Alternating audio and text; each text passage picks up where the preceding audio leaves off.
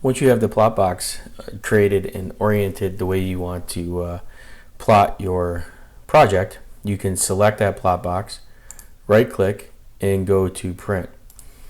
What this does is opens up your printer, so you can choose and select what printer you want to send it to. And depending on your printer drivers, you can go to the properties of it. In this case, like my Adobe, I can go to layout and I can kind of change or orient the orientation. I can go to advanced and I can choose the paper size. So I want to make sure that I'm not plotting to a letter. I want to make sure I plot to the same size as my plot box. I can also go to the print quality and I can print to black and white or color, and look at and change any of the other Adobe PDF settings. So once I do that, I'll click OK, and it will in this case generate the print to a PDF.